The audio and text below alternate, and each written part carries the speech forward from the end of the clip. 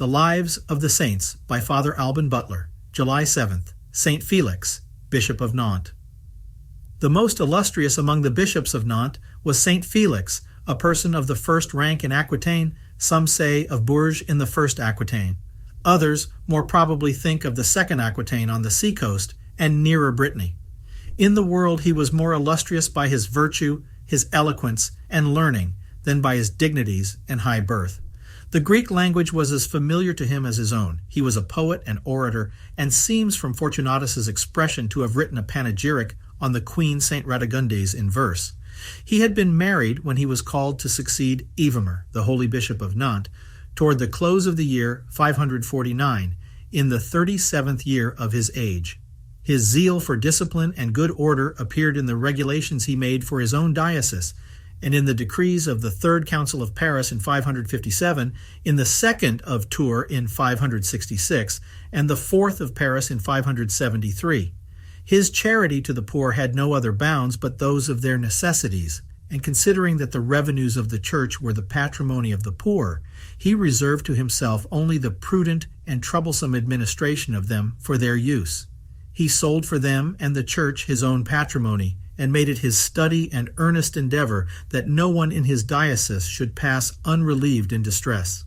His predecessor had formed a project of building a cathedral within the walls of the city of Nantes, which Felix executed in the most magnificent manner. Fortunatus describes it to have been composed of 3 naves, of which the middle was supported by great pillars. A great cupola was raised in the middle. The church was covered with tin, and within was only azure, gold, mosaic, paintings, pilasters, foliages, various figures, and other ornaments. Euphronius, Archbishop of Tours, and the bishops of Angers, Mans, Rennes, Poitiers, and Angoulême performed the dedication. No bishop of the Britons was invited to the ceremony, for which it appears that their commerce with the French was not entirely free. The Britons were then possessed of no lands in the diocese of Nantes, except the territory of Croisic, in which was the palace of Aula Kyriaca, or Guérande, vulgarly Warrand, probably so called from Guéric I, the British Count of Vannes, who resided there. Canau, one of his successors when Felix was made bishop, had put to death 3 of his brothers, and held a 4th named MacLeod in prison.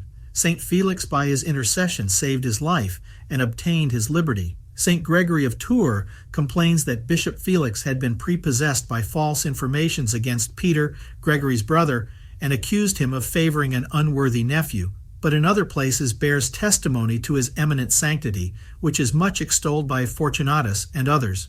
Guéric II, Count of Vannes, plundered the dioceses of Rennes and Vannes, and repulsed the troops which King Chilperic sent against him, but at the entreaties of St. Felix withdrew his forces and made peace. The holy prelate died on the 8th of January in 584, the 70th year of his age, of his episcopal dignity 33.